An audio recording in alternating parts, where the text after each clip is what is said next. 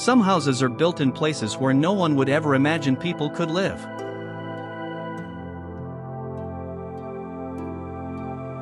They cling to steep cliffs, stand in the middle of the sea, or sit right on the edge of a deep abyss.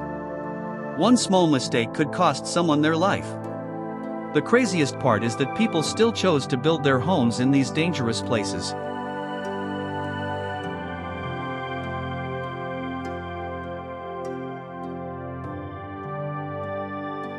There are no roads, no escape routes, and almost no room for mistakes.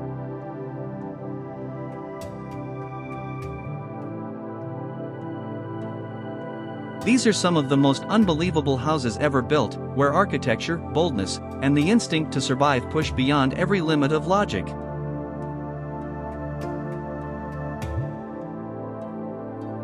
Bivako Djibouti ** looks like a spaceship resting on the edge of Mont Blanc, extending into open air at an altitude of 931 feet.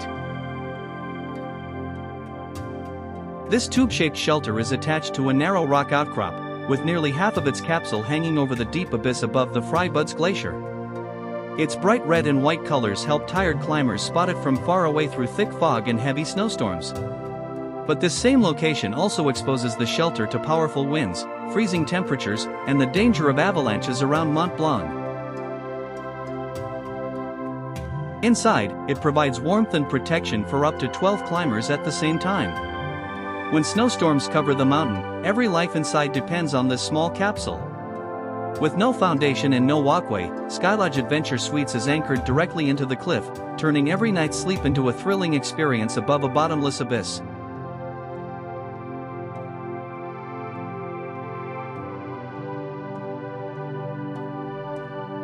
From a distance, the rooms look like glass bird nests attached to the mountainside.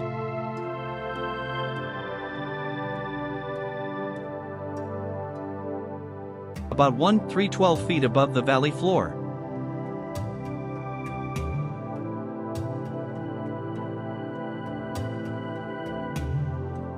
To reach the lodge, visitors must climb for nearly 2 continuous hours using the iron rungs of a via ferrata fixed into the cliff.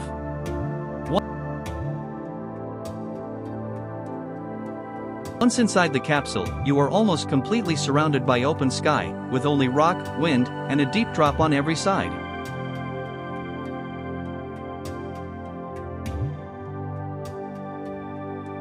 To leave, you cannot simply walk down. Instead, you must ride a high-speed zipline through the open air to the valley below. Cliffside Capsule ** is recognized as the world's first cliff-hanging capsule accommodation and helped begin the trend of sleeping on vertical cliffs.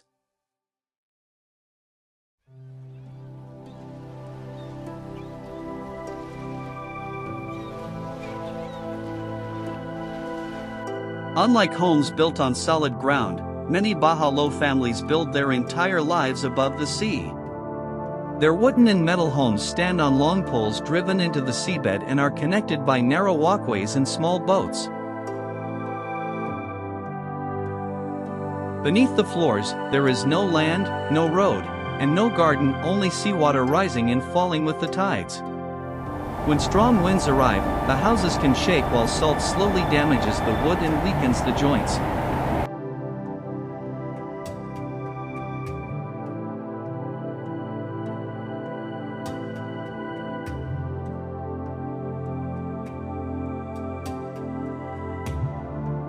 Research shows that their spleens are often larger than normal, helping their bodies store more oxygen-rich blood during long dives.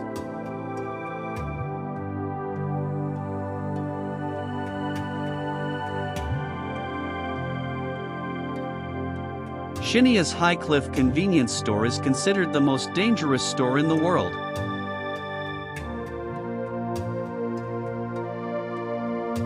It is a tiny wooden box of less than 22 square feet, hanging on a cliff about 394 feet above the gorge floor.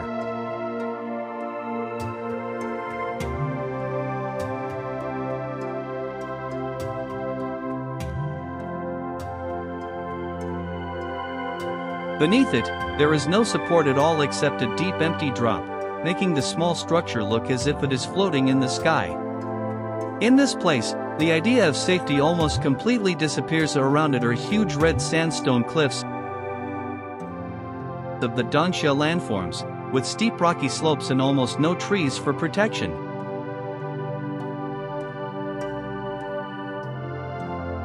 To reach the store, visitors must cross a climbing route with safety cables stretching for hundreds of feet and climb on U-shaped iron rungs fixed directly into the cliff face.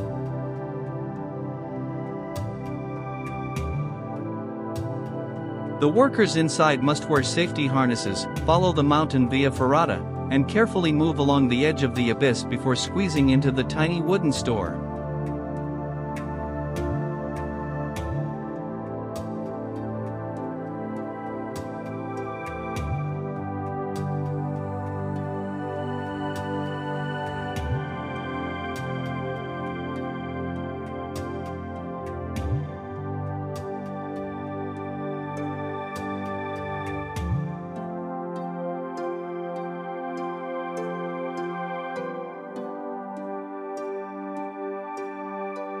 Guini Pavilion stands in the powerful Yangtze River, where every flood season turns the pavilion into a lonely stone island surrounded by rushing water.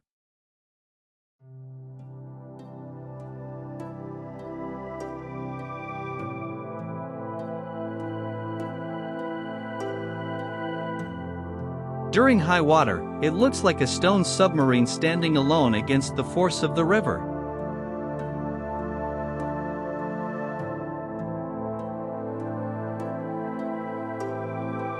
The pavilion has resisted millions of tons of rushing water for centuries. It was built on Jaelong Reef, covering about 200 square feet, completely separated from the mainland and surrounded by water on every side. Wanyan Valley looks like a floating fantasy world in the sky, but behind its beauty is an incredible engineering challenge. The complex was built from an abandoned granite quarry, where dozens of wooden houses cling to a cliff more than 361 feet high on a slope that is nearly 90 degrees.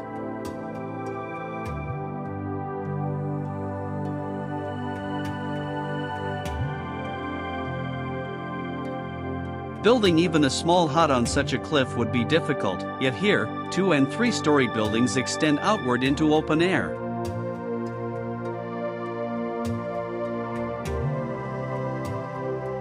Beneath the balconies is a deep gorge where rushing water roars throughout the entire year. To move between the buildings, visitors must walk along narrow pathways hanging close to the cliff. One look down reveals the entire deep gorge directly beneath their feet.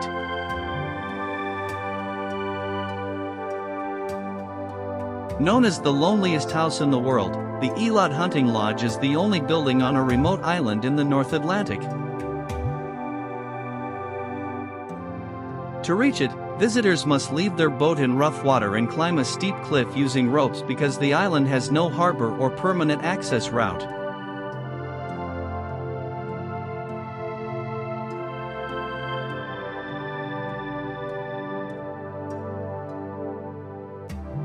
This extreme isolation meant that every wooden beam, metal roof panel, and other building materials had to be carried to the island by hand during the 1950s.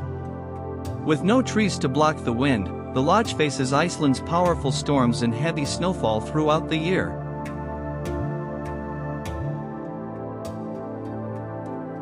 It also has no electricity grid or running water, so rainwater is collected, while food and fuel must be brought in on every trip.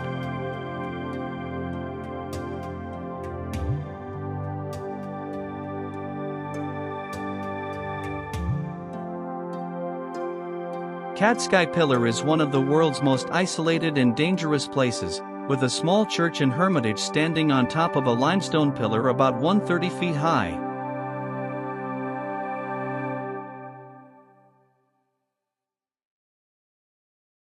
Its nearly vertical cliffs leave only one way to reach the summit, a narrow iron ladder attached directly to the rock face. For centuries, the top remained almost completely cut off because no one could reach it.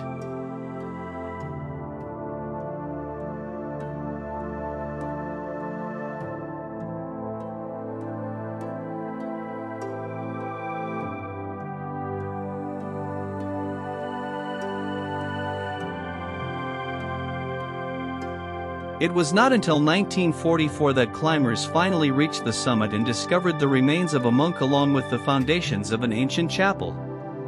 Today, the site continues to serve as a place of worship for Georgian Orthodox monks. Under monastery rules, women are not allowed to climb the pillar and may only view it from below.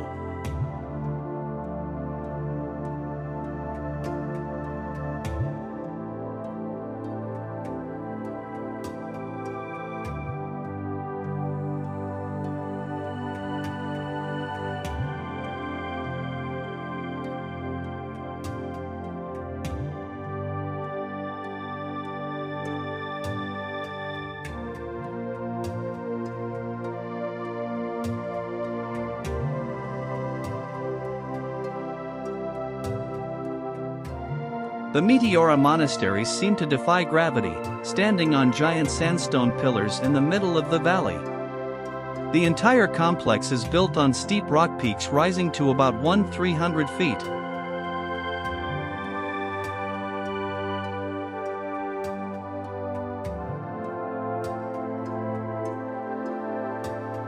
Almost completely separated from the world below.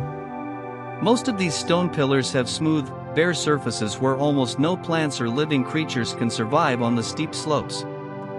During the 20th century, stone steps carved into the cliffs replaced the rope ladders and pulley systems that were once the only way to reach the monasteries.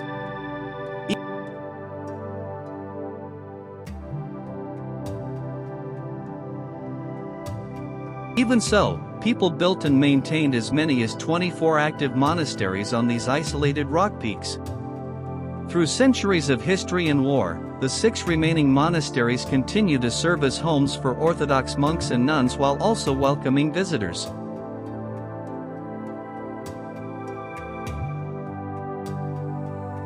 Margarita Hut stands on Pontegina Feti at an elevation of 14,941 feet, making it the highest mountain hut in Europe. Reaching it requires crossing the Monte Rosa Glacier for several hours, where deep crevasses and rapidly changing weather make the journey suitable only for experienced climbers.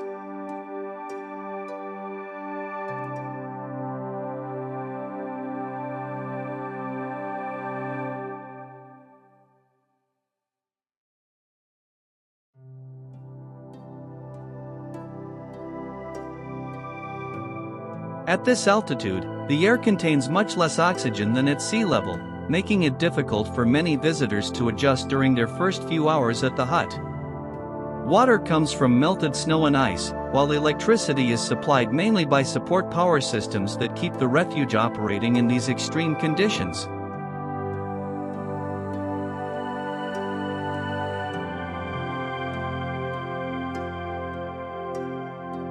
These unique conditions make it both a safe shelter for mountaineers and a scientific laboratory surrounded by permanent ice and snow.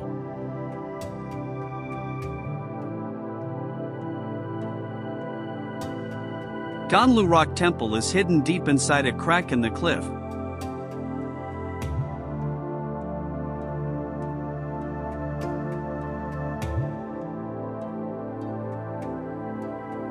Where monastic life once took place on wooden floors suspended high above open air. The wooden structure was built inside a natural inverted triangular cave attached to a vertical rock wall dozens of feet above the ground. Instead of standing on a wide foundation, almost the entire weight of the temple rests on a single wooden pillar rising.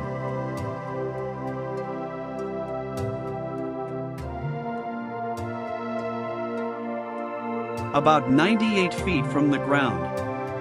Beneath it is a deep drop, above it is a huge mass of rock, and all around it are cold mountains and enclosed space.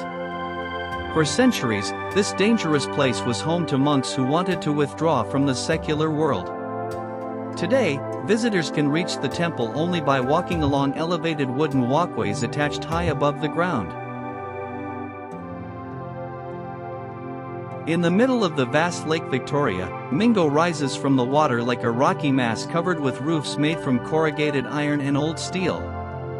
The rocky island covers only about 21,500 square feet.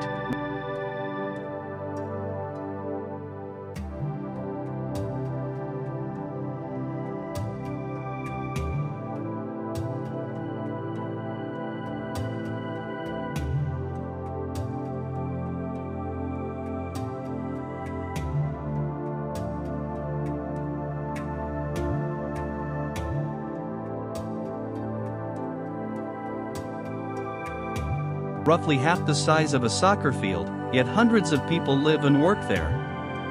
With almost no open land left, small homes, food stalls, and shops are packed closely together across the narrow rocky surface.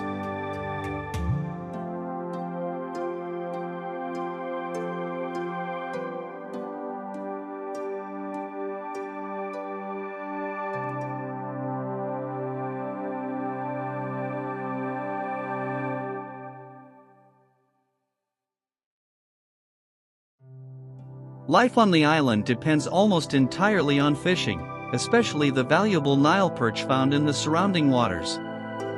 This fish attracts many workers to Mingo, even though they must live in crowded conditions with very little land and water surrounding them on every side.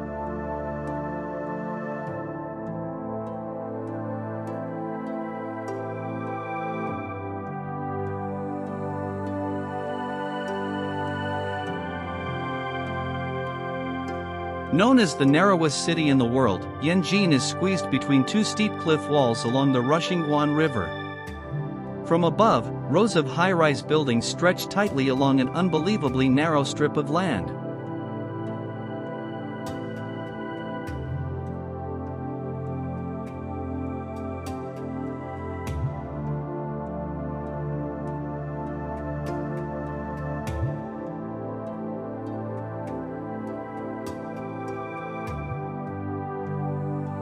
Because there is very little space for construction, most buildings stand on massive concrete pillars driven deep into the riverbed to withstand sudden floods during the rainy season. This unique foundation system and steep construction design are essential for keeping tens of thousands of residents safe in such extreme terrain. Yanjin is a place where every square meter of construction is the result of a constant struggle and careful balance with nature. Have you ever seen a village that moves twice a year to follow the changing water level?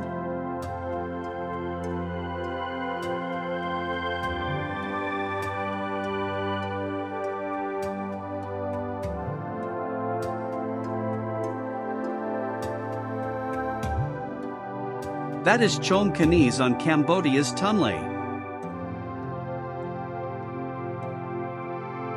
Sap Lake ***, where the entire community moves with the flood and dry seasons. Floating homes built from oil drums, plastic containers, bamboo, and wood help people adapt to the changing lake, but they also make daily life much more fragile. With limited waste treatment and clean water systems, many families depend on the same water surrounding their homes for everyday use. For many ethnic Vietnamese residents without Cambodian citizenship, access to land, education, and property ownership has long been severely limited. Living on the lake is not only a way to earn a living, but for many families it is one of the few ways they can continue to survive. Have you ever seen a building standing right on the edge of a cliff?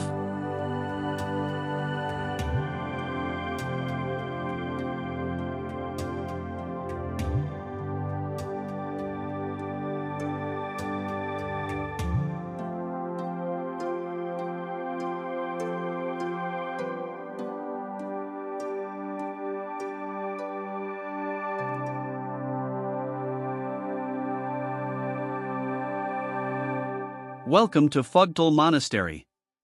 Built inside a natural cave, the monastery clings to a steep Himalayan cliff where every path leading to it follows narrow mountain trails carved into the rock.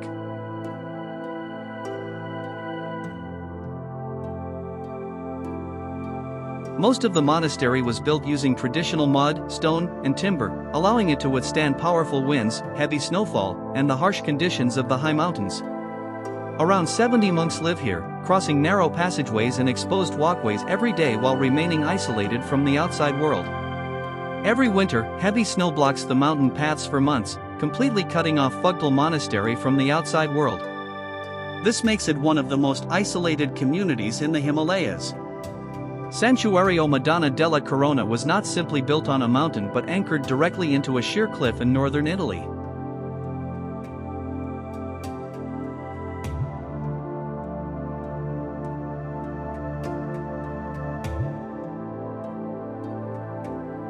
The sanctuary stands about 540 feet above sea level, with one side attached to the rock and the other overlooking a deep valley.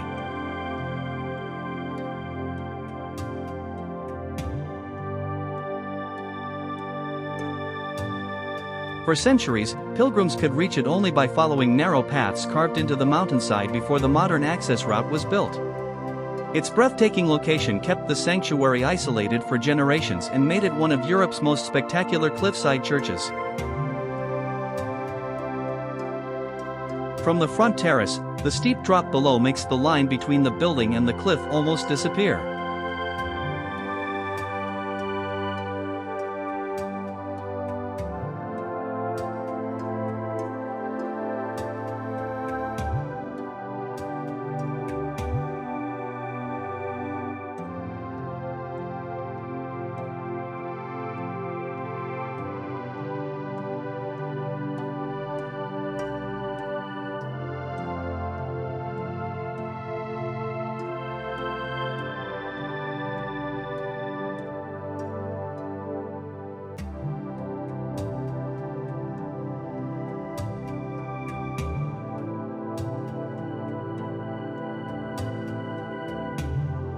Imagine living in a home where both your house and the ground beneath it are made of reeds that slowly decay in the waters of Lake Titicaca. The Uros people create floating islands by joining blocks of Tatora roots and covering them with thick layers of dried reeds.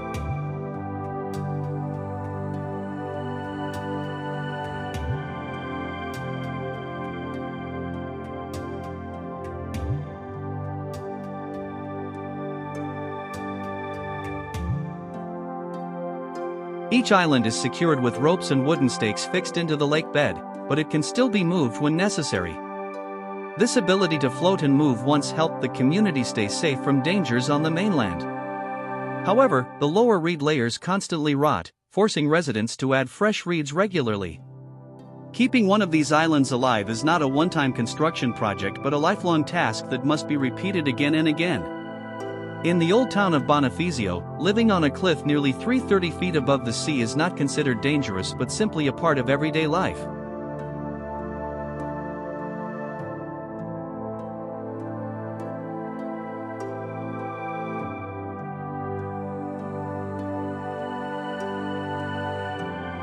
Located at the southern tip of Corsica, the town faces strong sea winds, salty air, and powerful waves that constantly strike the base of the cliffs. Over many centuries, the rock below has slowly been worn away, making some houses appear as if they are hanging over the edge when viewed from the sea. The cliff is also home to the famous King of Aragon steps, with 187 steps carved directly into the rock at an angle of about 45 degrees. This narrow staircase follows the cliff and leads down close to the water, with a deep drop beside it. Even today, geological teams regularly inspect the cliffs beneath the old town for cracks and movement.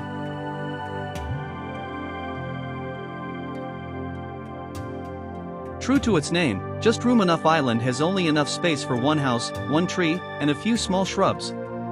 The island covers about 300 square feet and is located among the Thousand Islands in the St. Lawrence River near New York State.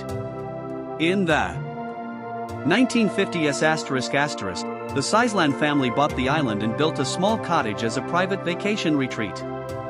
From a distance, the cottage appears to cover almost the entire island, with the river only a few steps away from its walls. Yunfang Temple is hidden deep inside the wild canyon of the Dayton Mountains, standing on a cliff nearly 1,000 feet high.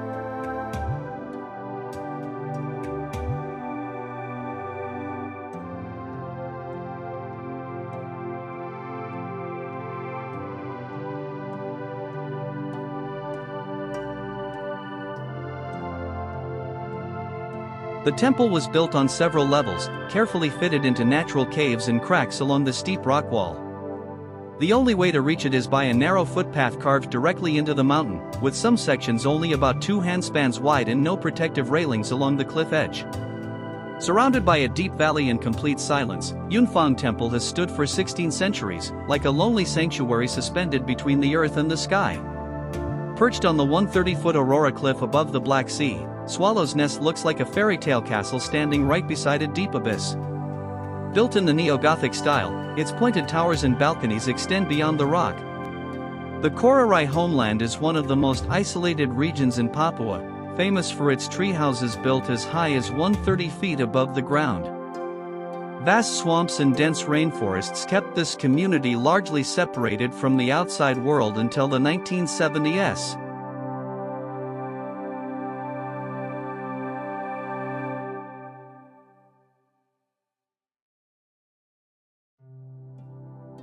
To adapt to the harsh environment, the Koraway people built their homes high in towering trees to protect themselves from floods, disease-carrying insects, and dangers on the forest floor. Their way of life remains closely connected to the sago palm, which provides one of their most important food sources. From these trees, they collect starch and harvest palm grubs, an energy-rich food found in the rainforest. Today, expanding logging activities are slowly reducing the living space of one of Papua's last traditionally isolated communities.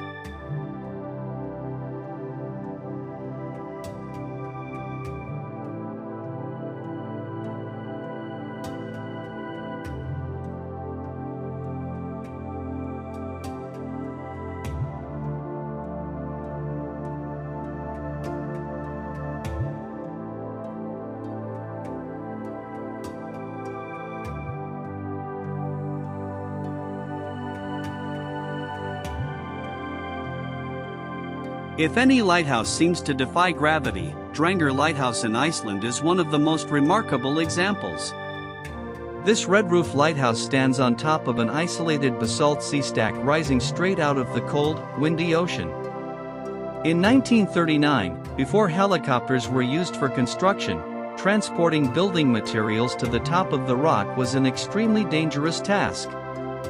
Workers had to climb the vertical cliff, carefully search for handholds, and use simple pulley systems to lift materials to the summit. Today, the lighthouse has a helicopter landing pad, but access still depends heavily on the weather and sea conditions. When strong winds blow, landing on the tiny rock summit in the middle of the ocean remains a serious challenge, even for experienced pilots.